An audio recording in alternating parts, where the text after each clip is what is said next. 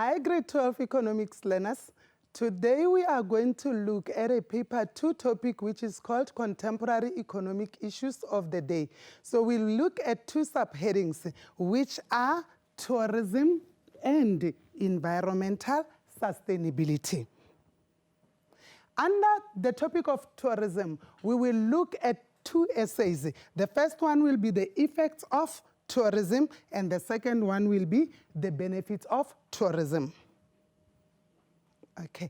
First of all, if for 2 marks you are asked to briefly describe the term tourism, what are you going to say? You will mention that tourism refers to activities of people traveling and staying in places outside their usual environment for no more than 1 year for leisure, business, and other purposes. So what is important for now is that what you need to remember is that as you are involved in tourism, there must be traveling, and you must travel outside your usual environment. For example, if you're staying at Alexandra in Gauteng province, it means that you must travel outside Alexandra, your usual environment. Measuring tourism, there are criteria which should be followed for us to be able to determine whether the activity is tourism or not. First of all, there should be a purpose for their visit. One can visit for camping, one can visit for business or for studies. Even visiting for religious purposes or for medical reasons, or visiting a natural habitat, that is also regarded as tourism. There must be a purpose. Why are you visiting? Number 2, there must be no remuneration. Let's say, for example, you visit Gold Reef City in Gauteng, and as you arrive there, you find a job and you're going to earn a salary or a wage. You will no longer be regarded as a tourist. Another thing is that the minimum length of stay should be 1 night. So if it happens that you visit a tourist site and you don't spend a night, you'll be regarded as a same-day visitor. Fourthly, the maximum length of stay should not exceed 1 year. You can visit for less than a year. If you exceed 1 year, it means that you're no longer regarded as a tourist. Lastly, the traveling distance should exceed 160 kilometers. So the ones who are staying in Alexandra in Gauteng province, if you want to travel and be regarded as a tourist, ensure that the kilometers traveled should exceed 160 kilometers. If it is less than that, that is not tourism. There are concepts or terms that I want to highlight to you so that they cannot cause misconceptions or confusion. The first one is domestic tourist.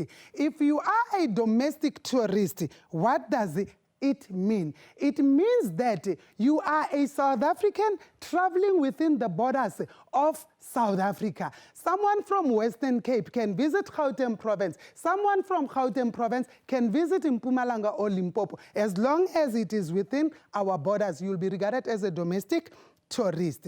Another one is transit tourism. Okay, when we're talking about transit tourist, this means that someone, maybe for example, someone from Italy has a destination which is Zimbabwe, but he can use whatever mode of transport to land in South Africa, maybe spend 1 day or 2 days, but finally connect to Zimbabwe. That will be called transit tourist. Outbound tourist.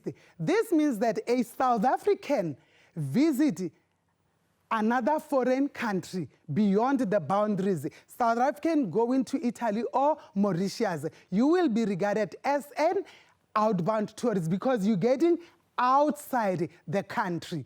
What about inbound tourists?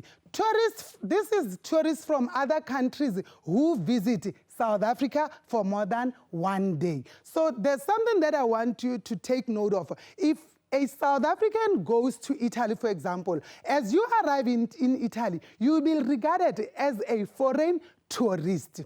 And then the same with inbound tourists. Foreign nationals, when they visit South Africa, we will still regard them as foreign tourists.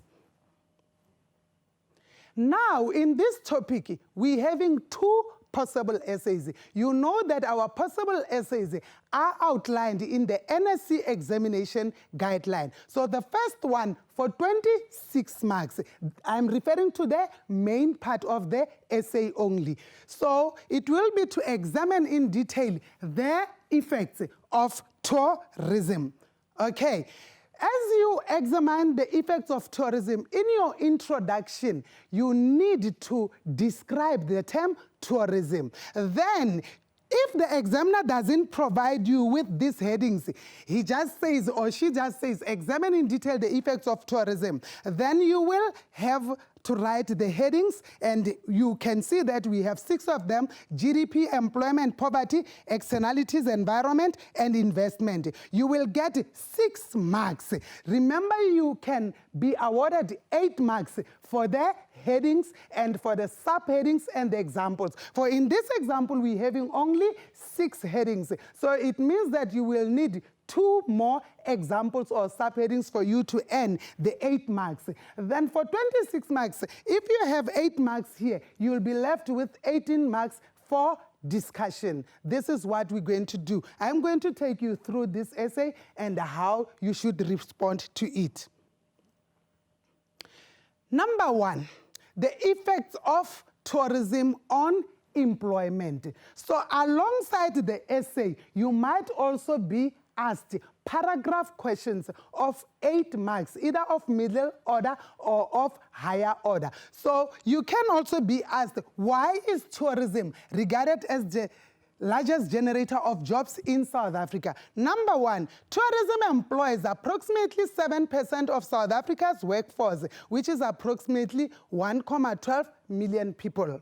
Tourism is the largest provider of jobs because why? Because it is labor intensive, it relies on simple technology. It also employs many different kinds of skills, from tourist guides, hotel staff, bus drivers, accountant, etc.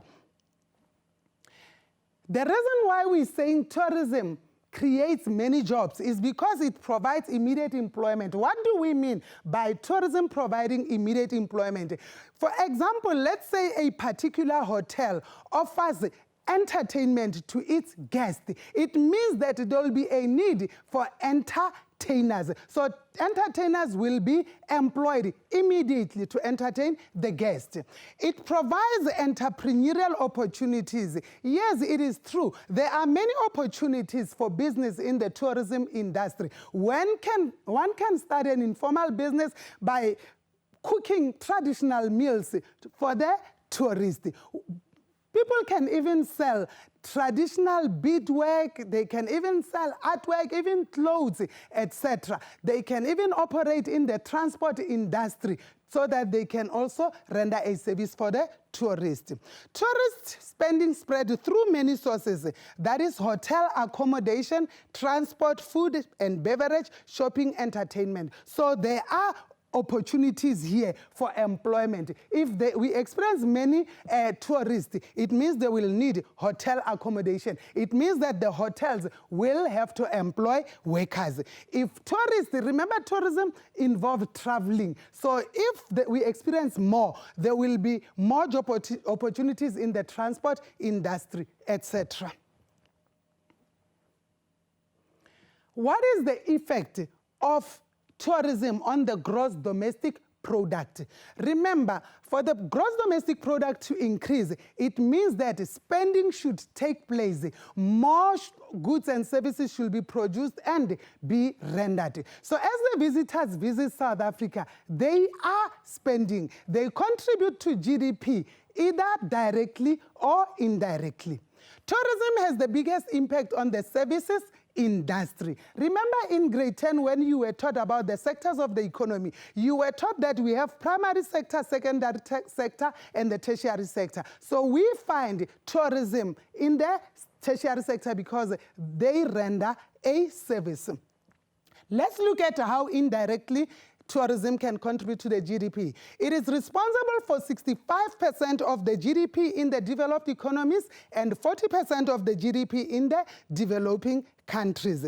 So indirect contribution to the Republic of South Africa's economy in 2018, it stood at an even higher 8.2%. Directly, how does tourism affect GDP? Tourism contributes 7.9% of the GDP in South Africa compared to 12% worldwide. According to the World Travel and Tourism Council, the 2018 contribution in the RSA directly accounted for 2.8% of GDP, which amounts to 139 billion. This was projected to grow to 145.3 billion for 2019. Poverty alleviation. Tourism has an impact on relief of poverty. It can reduce poverty levels. An examiner can ask you, even for 8 marks, how can tourism influence the lives of the poor near tourism destination? Number one, poverty is most evident in rural areas due to lack of jobs, opportunities. As a result, tourism brings development to the poor. What do we mean when we say tourism brings development to the poor? If there is a tourist site in a rural area, the government will improve roads. The government will provide basic infrastructure like clean water. Government will provide electricity, etc. That is how development is brought to the poor area where there is a tourist site. Number two, tourism is a fast and effective mechanism for distributing resources to rural area to develop them as a tourist site. I have already explained that. Main prime tourist attractions are located in rural areas, therefore tourism increased number of available jobs. So poor people in the rural areas will be able to get employment. That is how poverty will be relieved. They will be earning wages and salaries. Their standard of living will improve.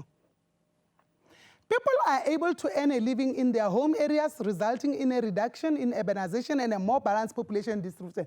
So with tourism, there will be no need for people to move from Limpopo, Mpumalanga, Eastern Cape to come to Johannesburg in the Gauteng province to look for jobs because there will be job opportunities in their area. So urbanization can be reduced. Tourism offers opportunity for the poor by allowing them a stake to start and operate small-scale tourism businesses. I've already mentioned that there are opportunities in this industry. So local people in the rural areas, they can see an opportunity to start businesses. They can even provide transport to the tourists. They can even be photographers who take pictures or photos of the tourists. They can perform traditional dances. They can provide and sell traditional food. There's a variety of different opportunities here. They can even start B&Bs, hotels, etc. Empowering poor people to exploit opportunities of on-the-job and other training. So while they get employed, rural people, they will also gain more knowledge and skills about the job while working. It can also create a partnership by linking up with mainstream tourism business supplying goods and services. What do we mean? Remember, most of the businesses which are started in this rural area, some of them you'll find that they form under informal sector. So that person who is cooking and selling traditional food to the tourist, he will be working closely together with the formal sector because he will have to buy meat and other ingredients from the formal butcher. So there will be a partnership between formal and informal sector. Externalities. Remember, if a business produces goods because we're demanding them, what is going to happen? There are certain businesses in the process of producing goods, they create jobs. That is a benefit. The business also after selling receives profit. That is a benefit. But in the process of production, the business can use technology that damages the environment. That becomes a cost to the society. So we're going to look at the positive effect of tourism, we will say externalities. But this time when we look at the benefits, we'll be looking at the positive externalities. But when we're looking at the cost to the society, we'll be looking at the negative externalities or the negative impact. Let's start first with the term externality. What does it mean? Externalities are costs and benefits that result from a specific activity. Number one, with positive impact, tourism attracts large amounts of revenue. We have mentioned that businesses can make profit. Even the government can earn revenue by charging tax. So this is positive. Tourism leads to an improvement in infrastructure development. I've already mentioned that where there is a tourist site, the government can provide infrastructure like tarred roads, electricity, and water. That is positive. Tourism can stimulate employment indirectly. We have seen how jobs can be created in this industry. So tourism can help conserve cultural and natural assets and alleviate poverty, but needs to be carefully planned. So with conserving our culture, we know that most tourists, when they visit South Africa, they are now interested in learning about the culture and the history of indigenous people in the country. So this has a way of conserving our culture. And then the next thing, our wildlife. They also visit our country to visit a natural habitat where they can see our wild animals. So this will have an impact to the economy. We will have to come with ways of conserving our wildlife, either in game reserves or national parks. The negative impact. How does tourism affect the country or the economy negatively? Tourism can cause environmental damage if not managed correctly. Tourism can result in a lot of waste and damage to sensitive tourist sites. We have observed it. What I like about the topic of tourism, it is an issue that is taking place. You can observe and even relate to it. Tourists, when they visit a site, they do have a tendency of throwing litter everywhere, walking on the grass. That is negative for the environment. The infrastructure at tourist sites can come under pressure to cater for increased tourist numbers. Remember, when a town or a city or even a township is planned, it is planned according to a certain number of people who will be living in that particular town or community. But if we have more visitors, it puts pressure on our sewage pipes. It's also put pressure on the availability of water, electricity, etc. And that is a negative impact. Tourism can lead to increased prices for locals. This is true. When you're expecting foreign nationals to visit the country, what you first think is that they're going to bring a lot of money. So entrepreneurs have a tendency of inflating prices to make them look very high, forgetting them that even the locals will still pay those prices. The effect of tourism on the environment. How can tourism negatively affect the environment? Tourism can create environmental stress. It can result in permanent restructuring of the landscape, e.g., construction work on highways. Just imagine, one of the reasons why the tourism industry is growing rapidly, it is because of improvement in infrastructure. So if we're expecting more visitors, then it means we must have more accommodation. The moment there is a construction of a hotel or a conference center, that is going to change the permanent structure of the landscape. It can result in additional waste products, e.g. biological waste and non-biological waste. I've already mentioned the pressure that tourism can put on our sewage pipes, and even it can cause land or environmental pollution through littering. Tourism involves transport, and transport is a major source of pollution. Yes, I did mention that this kind of industry, it involves traveling. So the more tourists we have, the more transport they use, and we know that transport causes air pollution. So this is negative. We will be benefiting through GDP, profits, etc., but at the same time, the air pollution will increase.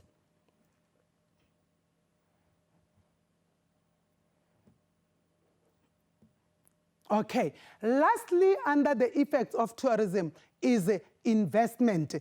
Tourist destinations require adequate physical infrastructure, for example, hotel rooms, adequate economic infrastructure, for example, ATMs and our banks, and basic infrastructure such as water and electricity. So this is one of the reasons why we will see more tourists coming to our country. Because of the tourists, we will have an improvement in infrastructure. The government will invest more on the infrastructure in order to attract more tourists. This also includes transport infrastructure. The government will improve roads as they are needed by the tourists to access tourist sites. The government will also improve communication infrastructure. Why? Because hotels need telephone lines to take bookings and tourist sites.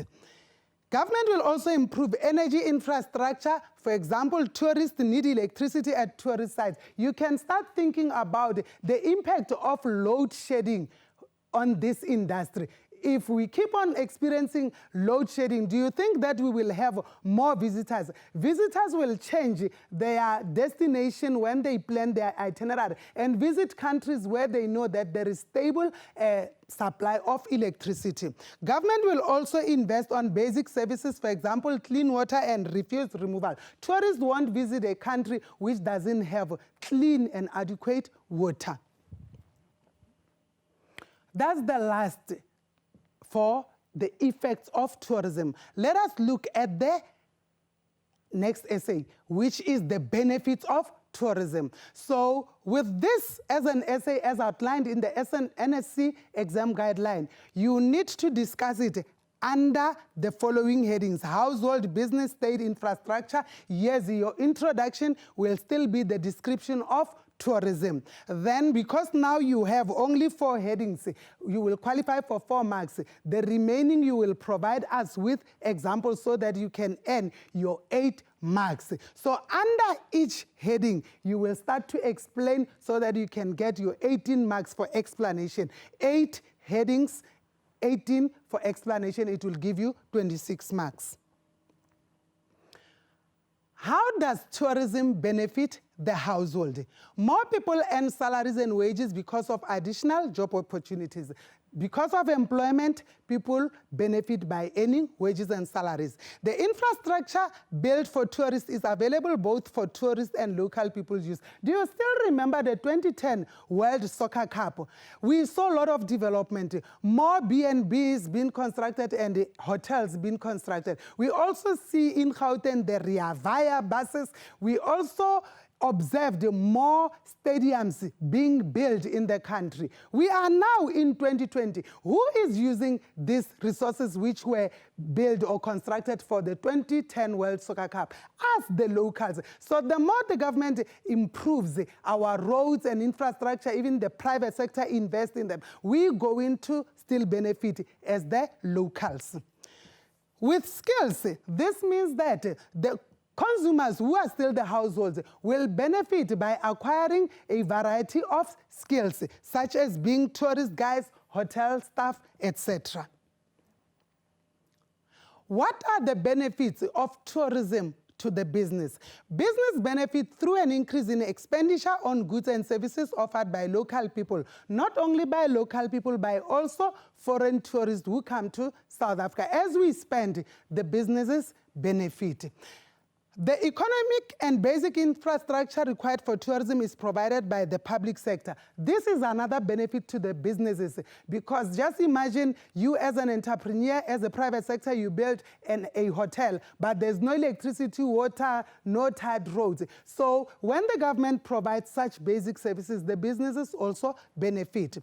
Tourism needs superstructure, which consists of businesses that provide accommodation, transport, build attraction, retailing, and recreation services. So the tourists, when they visit a particular tourist site, they don't want to spend most of their time in the hotels. They also need to connect to shopping malls, entertainment, etc. So this we call a superstructure. So businesses who operate within the superstructure, they benefit. Superstructure is normally supplied by the private sector, and the building and running of the superstructure make profit. So the benefit out of the superstructure is the earning of profit. Again, there is a public and private sector partnership which is used to develop tourist sites. The government provides basic services, businesses, they bring business. So businesses that are not directly involved in tourism also benefit from the industry. For example, construction industry will benefit when hotels and conference centers are built. How does tourism benefit the government? Obviously, the government will charge taxes. That is the only benefit that the government will get. Why? The main benefit to government is in the levying of taxes. Why? To recover external costs. I did mention that tourists, when they visit a country, they can damage the environment. Air pollution can be caused during their traveling. They can also cause environmental damage by littering. So the government should charge them a tax so that it can be used to correct what was done, even to improve the infrastructure, the roads. It can be damaged because of a lot of tourists. So the government will use the tax to even improve our roads better. The government also charge tax to raise revenue.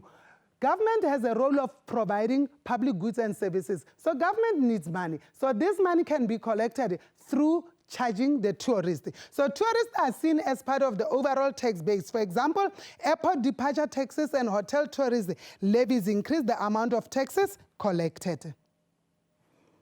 This is the end of the benefits of tourism. You can think, I didn't mention anything about the additional part for 10 marks. Think about this. Evaluate the impact of COVID-19 on tourism or on the tourist industry. First, you will have to look at something positive and something negative. What is positive is that our environment will not be under pressure. Our sewage won't be under pressure. There will be no littering because now movements are not allowed between one country to another. Even it is strict between provinces and provinces. So what is going to happen is that air pollution will be reduced because there will be few cars and few people traveling, but not because of tourism. So what is negative is that job opportunities in those rural areas will be cut. There will be retrenchment. There will be, for example, less profit made or no profits made. Some of the businesses which operate under tourism can even be shut down. You can think about the government. The government will not get revenue because tourists are not traveling. You can think about a lot of things that are negative for you to earn 10 marks. Businesses won't make profit. Okay, so let's look at environmental sustainability, another subtopic. We will focus on how markets fail to ensure environmental sustainability, how the state can ensure environmental sustainability, 5 environmental problems and international measures taken to ensure environmental sustainability.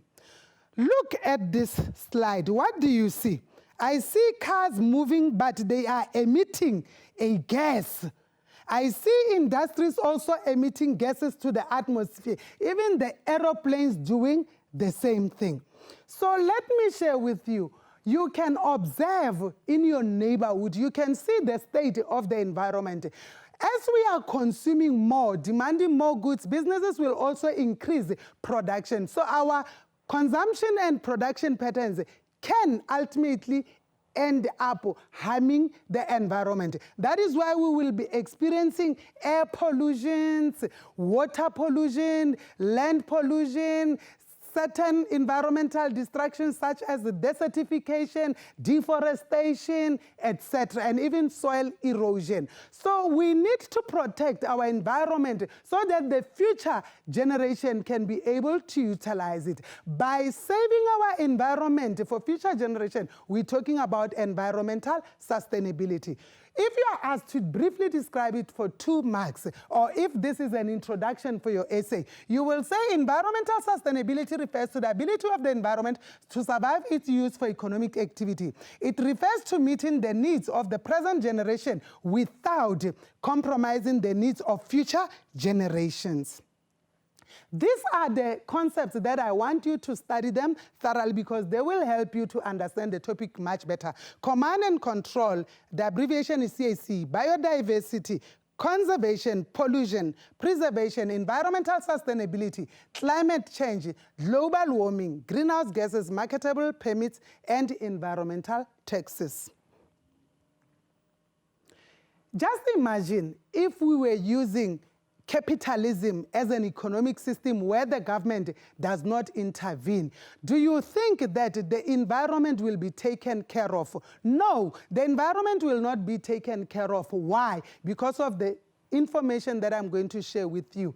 Reasons why the market fails to ensure sustainability. It is because the market sees the environment as a common resource. What is a common resource? A common resource is something that belongs to anyone. In fact, there is no owner for it. Everyone can use that resource. So if everyone, for example, can use the atmosphere, the air that we breathe, does it belong to anyone? No. That open space that you pass every time when you go to school or to town, which doesn't belong to anyone. Obviously, people and industries will go and dump their waste there. That river, that mountain, people will go and industries will go and dump waste there because in their mind, it belongs to no one. Another reason why the market is failing is because of externalities such as air pollution caused by factories cannot be stopped without restrictive policies. Where there is no government, businesses will continue causing different types of pollution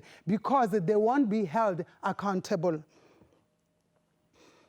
Lack of knowledge.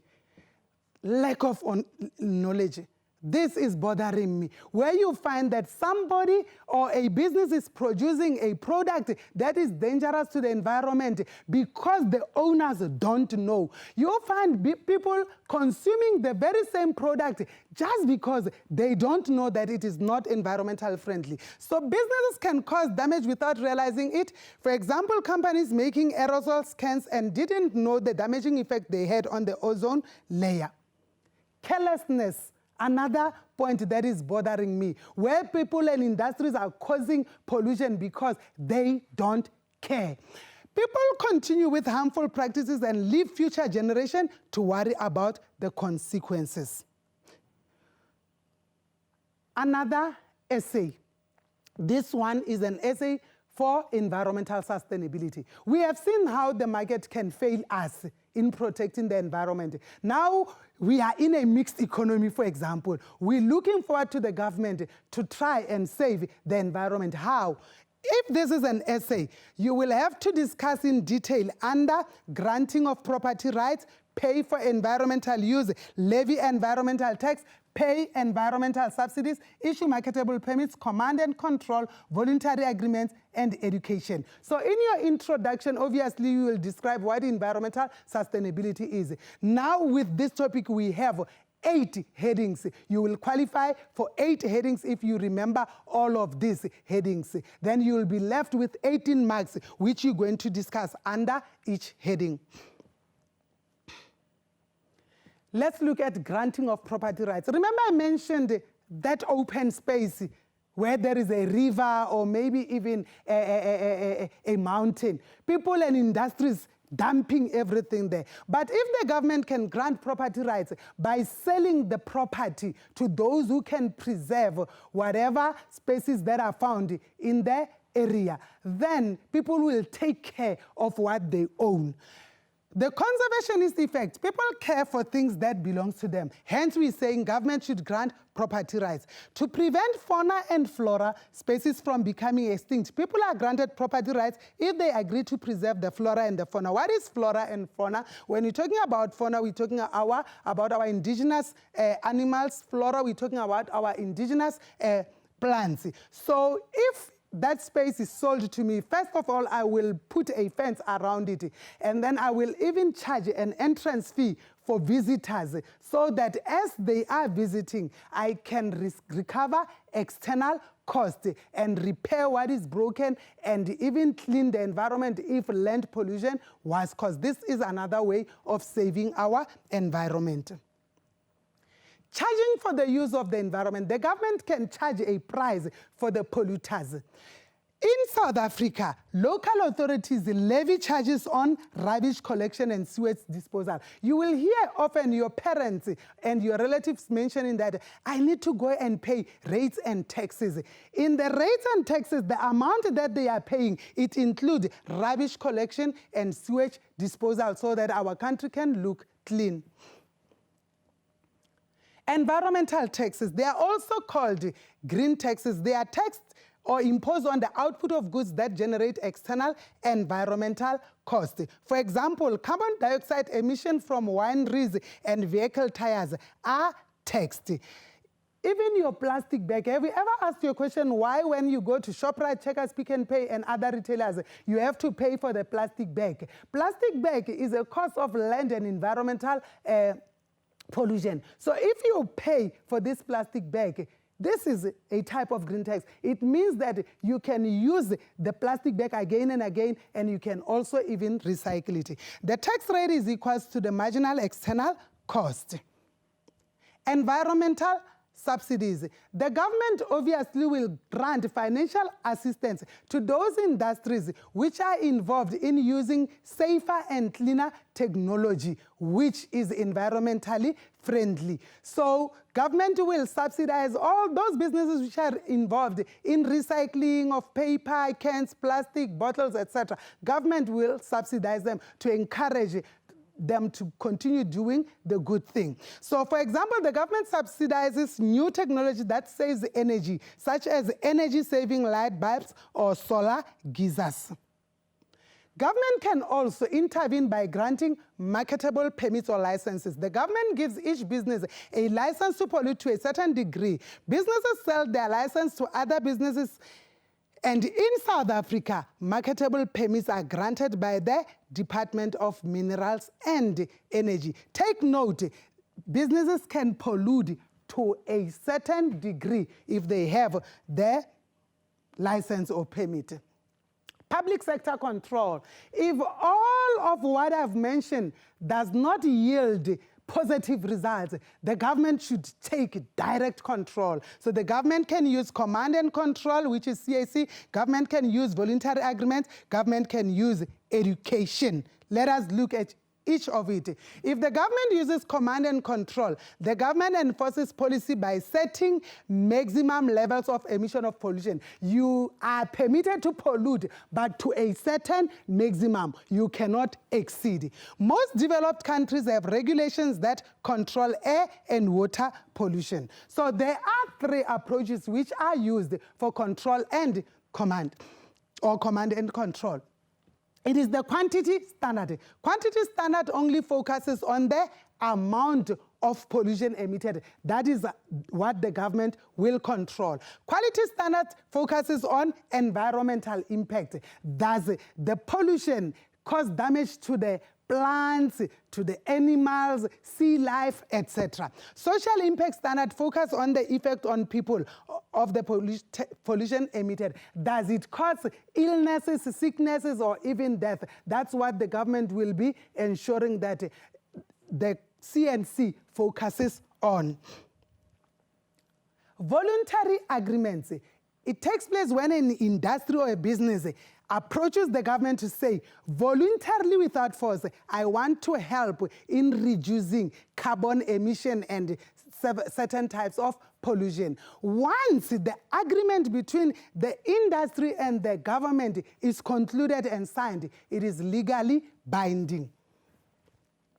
Lastly, you heard me complaining about people being careless, people lacking knowledge. Even the industries continue to cause pollution because they don't care. With education, this can help to change the perception and the attitude of entrepreneurs as well as the perception of people so that they can stop destroying the environment and start saving the environment. Innovative approaches have been tried in the developing world to educate people. For example, to set up community wildlife reserves instead of poaching our wildlife or destroying it. That's the end of the essay. You have now learned how the government can intervene. The last essay. Discuss in detail the following problems and the international measure taken to ensure sustainable development under the following headings: biodiversity loss, chemical waste, hazardous waste, climate change policy adoption and mitigation. Lastly, indigenous knowledge. There's something that I want you to take note of. Yes, in your introduction to this essay, you will describe what environmental sustainability is. You will also list the 5 problems. You shot with 3 marks to make it 8. You will provide us with examples. But what is the most important thing is that as you are outlining these problems, you must also give us an international measure that was taken to try to solve the problem. I will repeat. You write the headings, the problem, 5 problems. You discuss each, and for each, you also explain which international measure was taken to try and solve this problem. Number 1, biodiversity loss. We know that on Earth, we have animal species, we also have plant species. Some of these animal species and some of these plant species are so endangered that they can become extinct if we don't take care of them. If species becomes extinct or die out completely, this cannot be reversed. This is the danger. We know that, for example, our elephants and our rhinos, they are in danger of being extinct because of loss of habitat and poaching. So something must be done to stop this so that even the future generation can be able to see what an elephant looks like, what a rhino looks like. Modern techniques such as gene transplant can limit the loss of species. Which international measure was taken? The Convention on International Trade in Endangered Species, the abbreviation is CITE, sets many policies to deal with species loss. It also set policies on international trade of these endangered species. Number 2, chemical waste. These problems are not South African problems. The biodiversity loss, the chemical waste, they are the worldwide problems. Each country is faced with this problem. Hence, there must be an international agreement to solve this. Chemical waste is toxic. It has a negative effect on living beings and can cause infertility or death. So chemical waste needs to be carefully managed to ensure it doesn't not seep into the groundwater. Just imagine about your science laboratories at school.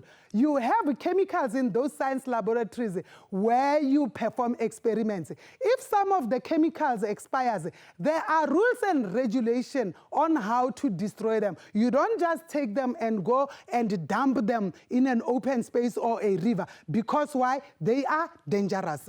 What is an international measure taken? The Stockholm Protocol is a United Nations agreement to limit chemical waste. Hazardous waste, the most dangerous one.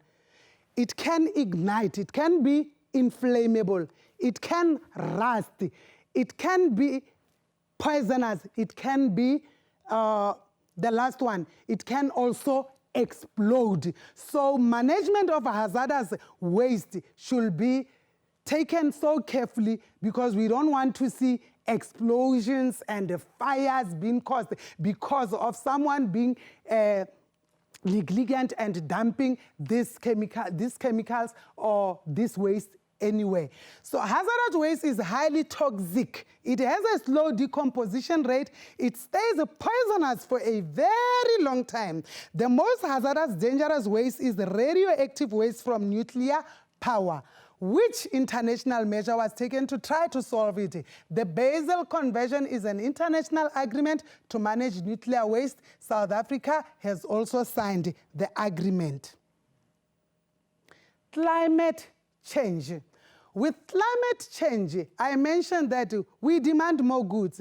More goods will be produced, but some industries, they use fossil fuel in order to produce goods and services. So fossil fuel will end up in a process whereby carbon dioxide and other greenhouse gases are released to the environment or to the atmosphere. So this will cause climate change. So certain books, they use climate change and global warming interchangeably. So even motor vehicles are a reason why we're having climate change. Industries are a reason why we're experiencing climate change or global warming. So as a result, something needs to be done to reduce this release of carbon dioxide and other greenhouse gases, which also cause a problem for human beings, for plants, and the animals and sea life. So global warming primarily causes climate change. Climate change can be reversed through widespread international cooperation by sharing weather information and weather patterns, by agreeing to limit pollution and banning chemical products such as greenhouse gases that damage the ozone layer. The international measures taken to prevent or minimize climate change.